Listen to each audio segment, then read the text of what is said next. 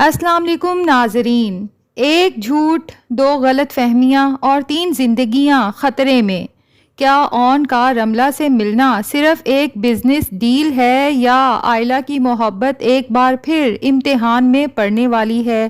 آئیے آج کے ریویو میں پوری حقیقت جانتے ہیں۔ ناظرین، ضبط ڈرامے کی آنے والی قسط کا ٹیزر دیکھ کر ایک ہی بات ذہن میں آتی ہے کہ ہر وہ چیز جو آنکھوں سے نظر آئے ضروری نہیں حقیقت بھی وہی ہو۔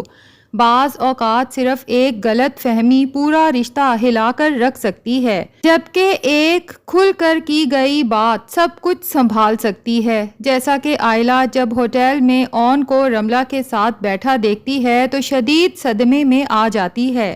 کچھ کہنے یا حقیقت جاننے کی بجائے خاموشی سے وہاں سے واپس چلی جاتی ہے۔ گھر پہنچ کر بھی اس کا ذہن مسلسل اسی منظر میں اٹکا رہتا ہے۔ بار بار اسے وہ لمحے یاد آنے لگتے ہیں جب اس نے اون کی بیماری میں دن رات اس کا خیال رکھا، اس کی خدمت کی، اس کی دوائیوں سے لے کر ہر ضرورت کا خیال کیا۔ البتہ دلچسپ بات یہ ہے کہ اس وقت آئلہ کو اپنی خدمتیں تو سب یاد آ رہی ہیں، لیکن اون کی محبت اور قربانیاں یاد نہیں آ رہی۔ خیر، اسی دوران اسے اون کی وہ بات بھی یاد آ جاتی ہے، آئلہ کبھی بھی میری طرف سے بدگمانی کا شکار مت ہونا۔ آئلہ نے اس وقت تو بڑے اعتماد سے ہاں کر دی تھی، مگر اون نے ساتھ ہی ایک اور بات بھی کہی تھی۔ وقت بہت ظالم ہوتا ہے، بڑے بڑے دعوے بھی ایک لمحے میں ٹوٹ جاتے ہیں۔ اب آئلہ شدید کشمکش میں مبتلا ہے۔ ایک طرف اس کی آنکھوں دیکھا منظر ہے، دوسری طرف اون پر اس کا اعتماد۔ وہ فیصلہ ہی نہیں کر پا رہی کہ کس پر یقین کرے، لیکن غصے میں بس اون کے گھر واپس آنے کا انتظار کرنے لگتی ہے۔ ادھر دوسری طرف اون نے رملہ کو صرف ایک بزنس معاملے پر بلایا ہوتا ہے۔ وہ سخت لہجے میں اس سے پوچھتا ہے، رملہ، تم آخر ہمارے خاندانی بزنس کو بیچنے کا سوچ بھی کیسے سکتی ہو؟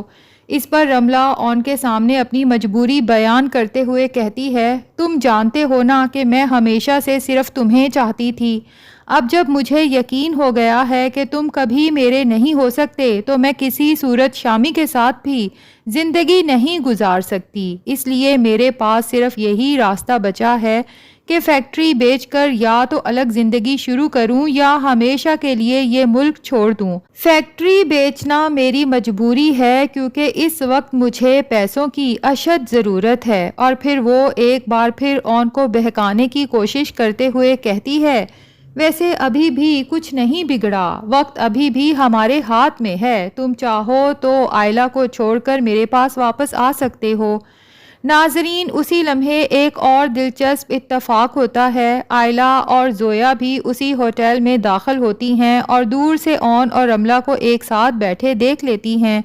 زیادہ امکان یہی ہے کہ رملہ نے تو آئلہ کو دیکھ لیا ہو، لیکن اون اس بات سے مکمل بے خبر ہو۔ یوں لگتا ہے کہ رملہ نے ایک ہی وار میں 2 شکار کرنے کی کوشش کی ہے۔ خیر، اون رملہ کی پوری بات سننے کے بعد صاف الفاظ میں کہتا ہے، تمہیں نہ کسی اور کے پاس فیکٹری بیچنے کی ضرورت ہے اور نہ ہی پیسوں کے لیے پریشان ہونے کی۔ اگر تم واقعی ہی اسے فروخت کرنا چاہتی ہو تو میں خریدنے کے لیے تیار ہوں۔ کل فیکٹری کی تمام فائلیں لے کر آ جانا، باقی باتیں ہم وہیں طے کر لیں گے۔ رملہ کے لیے تو جیسے راستہ آسان ہو جاتا ہے کیونکہ اسے اپنی فیکٹری کا خریدار بھی مل جاتا ہے۔ ادھر آئلہ یہ منظر دیکھ کر دل برداشتہ ہو کر خاموشی سے وہاں سے نکل جاتی ہے، جبکہ زویا کو محسوس ہوتا ہے کہ معاملہ شاید اتنا سادہ نہیں جتنا نظر آ رہا ہے۔ اسی لیے وہ فوراً رافع سے رابطہ کرتی ہے اور اسے آنے کا کہتی ہے۔ راستے میں زویا ساری بات بتاتی ہے تو رافع فوراً حقیقت واضح کرتے ہوئے کہتا ہے، اون وہاں رملہ سے محبت کی باتیں کرنے نہیں گیا تھا، میں نے ہی اسے مشورہ دیا تھا کہ اگر رملہ واقعی فیکٹری بیچ رہی ہے تو اسے خرید لینا چاہیے۔ یہ سنتے ہی زویا کی غلط فہمی تو دور ہو جاتی ہے اور وہ فوراً سوچتی ہے کہ آئلہ کو بھی اصل حقیقت بتا دینی چاہیے، لیکن دوسری طرف آئلہ کے دل میں جو شکوک پیدا ہو چکے ہیں وہ اتنی آسانی سے ختم ہونے والے نہیں۔ اسی دوران اون ہوٹل سے نکلتا ہے اور راستے میں رافع اور زویا کو ایک ساتھ ایک ہی گاڑی میں دیکھ لیتا ہے۔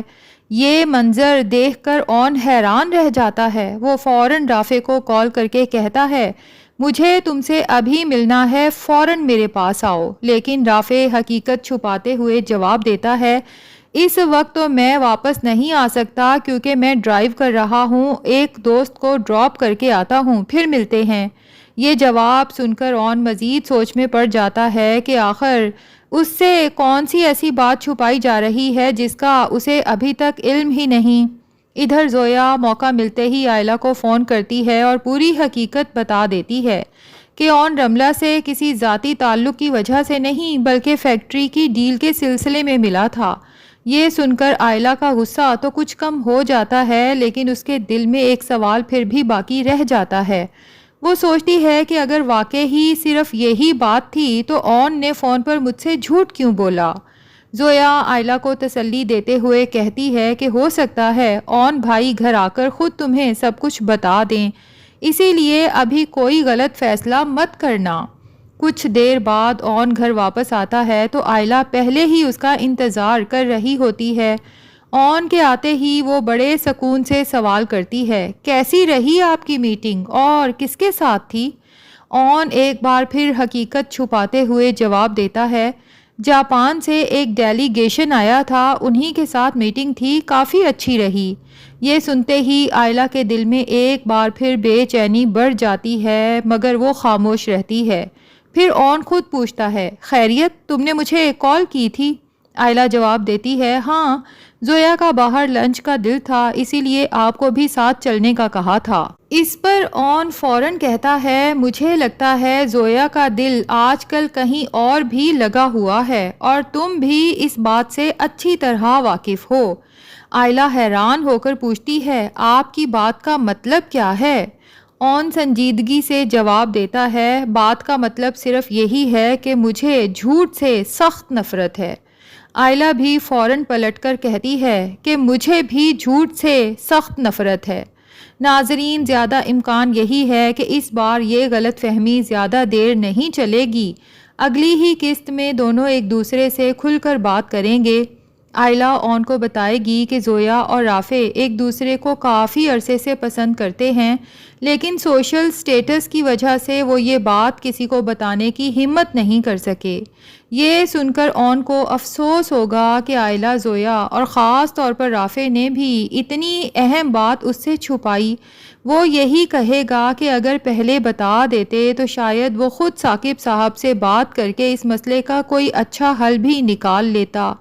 دوسری طرف آئلہ بھی آخرکار اون سے پوچھ لے گی جس رملہ کے گھر آنے پر آپ نے اتنا بڑا ہنگامہ کھڑا کر دیا تھا، آج آپ خود اسی کے ساتھ ہوٹل میں بیٹھے تھے اور مجھ سے جھوٹ بھی بولا، آخر کیوں؟ تب اون پہلی بار پوری حقیقت آئلہ کے سامنے رکھ دے گا۔ وہ بتائے گا کہ رملہ ایک بہت بڑا قدم اٹھانے والی ہے اور وہ فی الحال نہیں چاہتا کہ شامی، فاروق صاحب یا عارفہ کو اس کی کوئی خبر ہو۔ ساتھ ہی اون یہ بھی بتائے گا کہ اب وہ اپنی والد کی طرف سے ملنے والی جائیداد قبول کرنے کا فیصلہ کر چکا ہے تاکہ رملہ سے فیکٹری خرید کر شامی کو اسی کی زبان میں جواب دے سکے۔ اور ناظرین اصل مزہ تو اس دن آئے گا جب شامی دلہا بن کر بارات لے کر پہنچے گا لیکن دلہن ہی غائب ہوگی۔